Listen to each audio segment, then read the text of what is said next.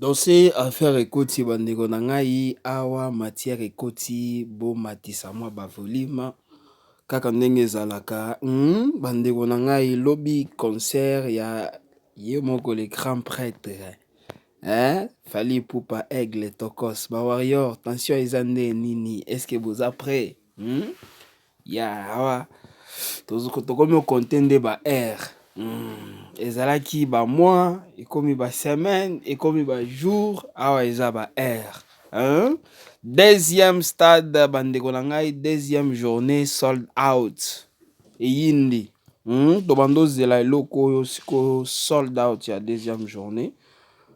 Donc concert awa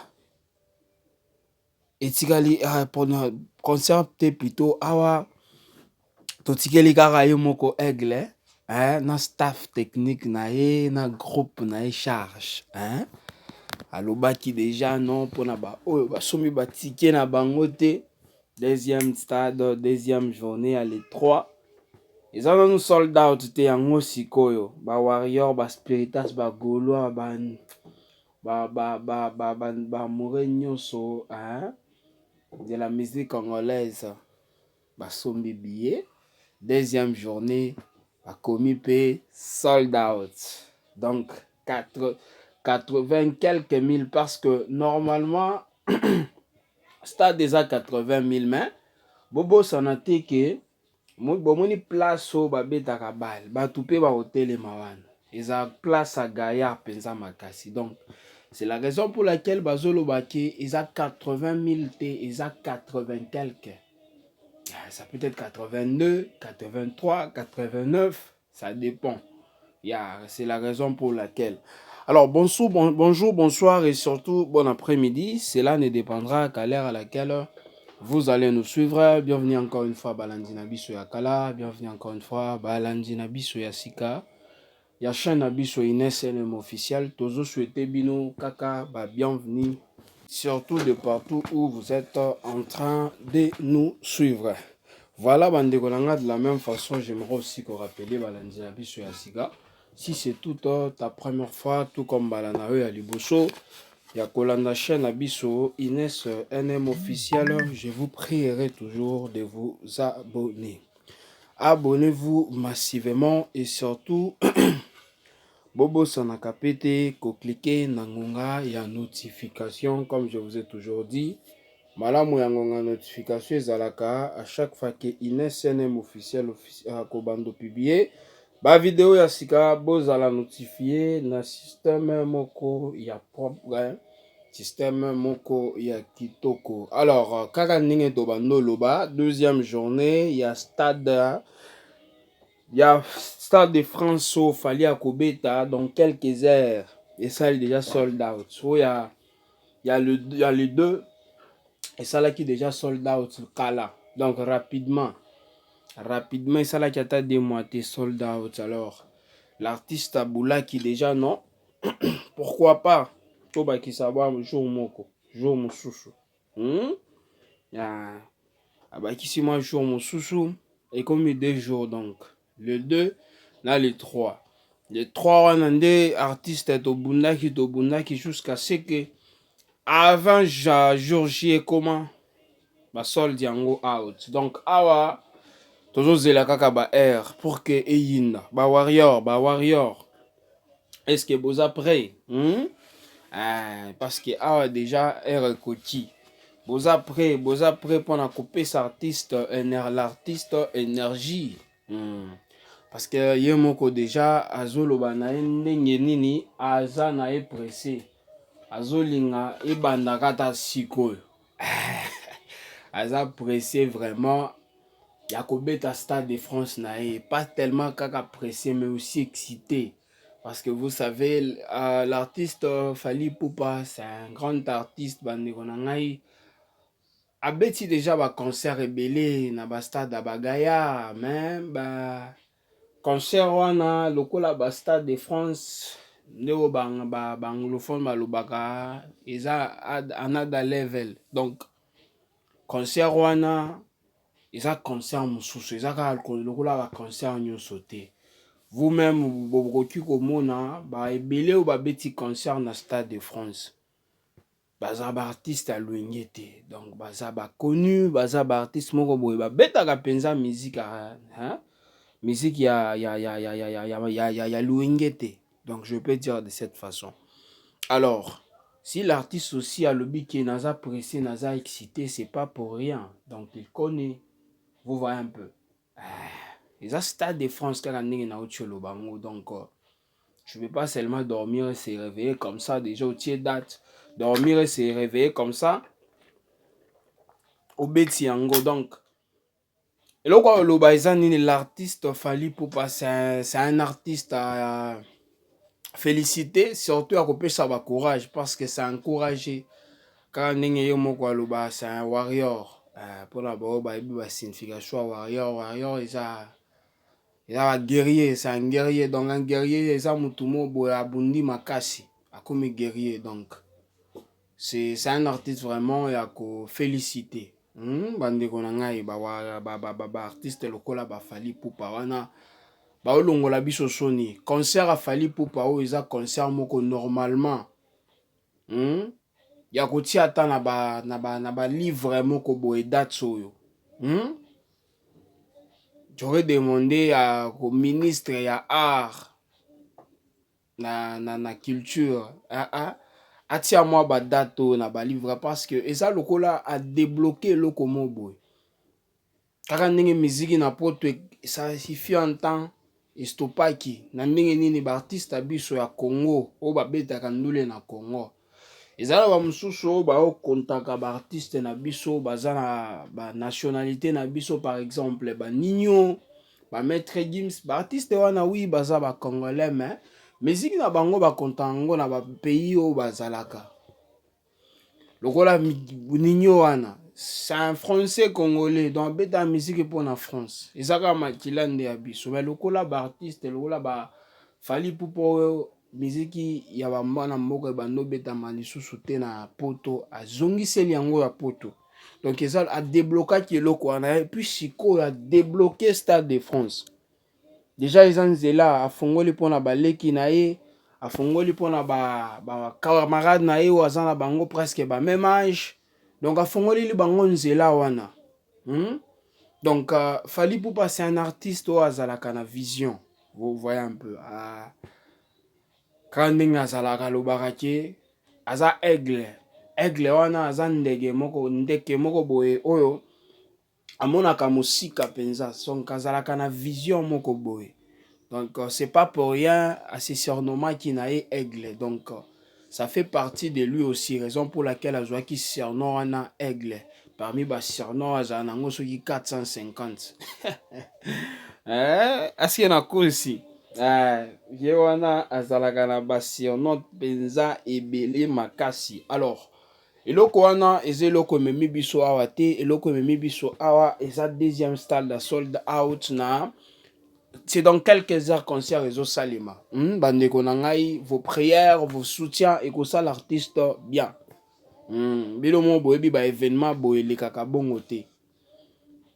Ba événement makasi boye bino moko bomonaka ba Michael Jackson ba beti ba événement boye makasi ba musu ba perdre ba vie ba musu ba ju ba choc bo comprendre ba musu ba yibi bango ba biloko boye oyo bando écouter bango cher na vie bo comprendre parce que ba biloko nyonso wana soki esalima esalemi plutôt ekozala kaka sur l'artiste. Donc l'artiste a bomi, l'artiste a sali boeza ba sacrifice ça la gaillard wana. Alors pour ne pas koloba babiloko wana après il est temps ya kotia ba artiste na prière Zambia épargné na babiloko wana parce que l'artiste na ebika ata ye moko na héros aza vraiment émotionné parce qu'à ce moment-là déjà déjà depuis à France azula la solo tagaka zo beta Stade de France.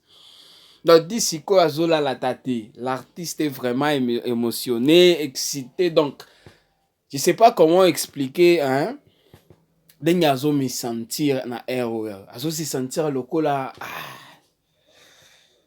mais il est capable, il sait très bien qu'il est capable de le faire mais vous voyez, eza mutu biso tout ozana côté wana oyebi ke eloko na okendo sana kosala yango mais penza eza eloko moko ya gaillard eza ya grave donc moi panique wana ekozanga te ça fait partie de l'humanité donc eza bongo bandeko na ngai mais ce qui est vrai coup de chapeau l'aigle yango nyonso ekobanda ekosila pe bien babando tia tembe non maître Gims vous vous rappelez quelques mois awa mirimer eleka ezalaki ebele o ata efali na maître Gims nana aleki moninga na koyemba boye na boye mikolo wana tobanda olala te ti na barimer eyaki kolala tolali tolamuki boye maître Gims alobi ki akoki koanile concert afali na France. Maître Gims agent ya l'état asalaka na stade de France ou bien nini papier nanu ya pour que akoma français bapesi ete aza nango te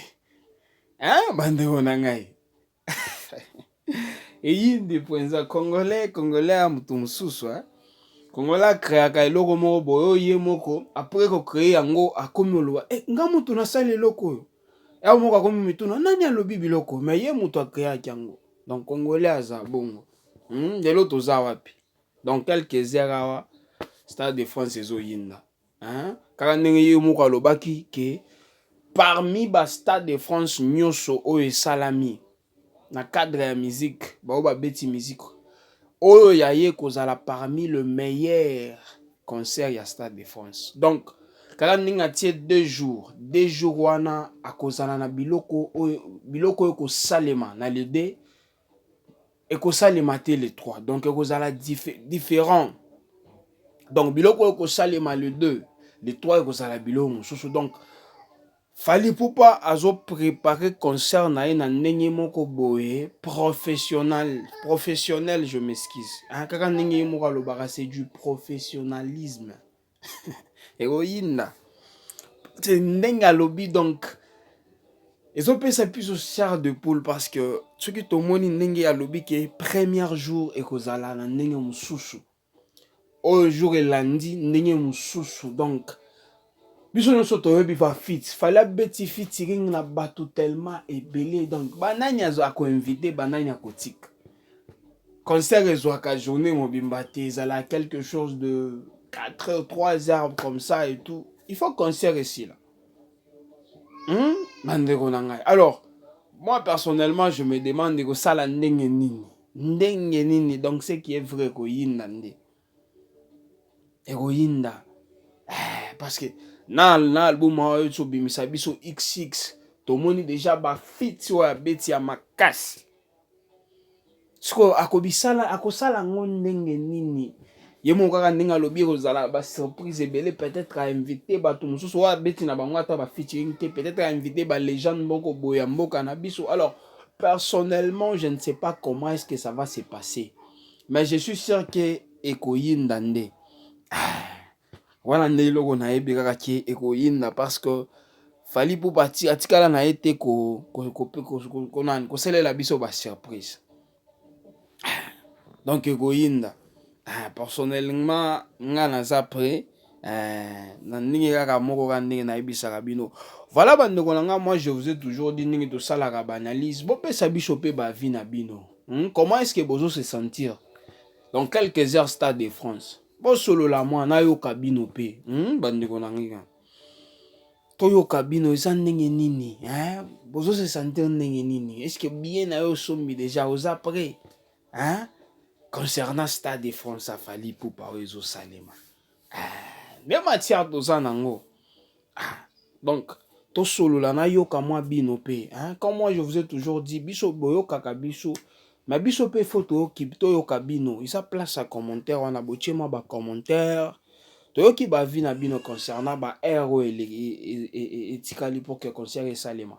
De la même façon, j'aimerais aussi qu'on rappelle Balandina Bicho Asika, si c'est tout ta première fois, tout comme Malanayo à Liboso, Yaolanda chaîne Abisso Inès officiel, je vous prierai toujours de vous abonner.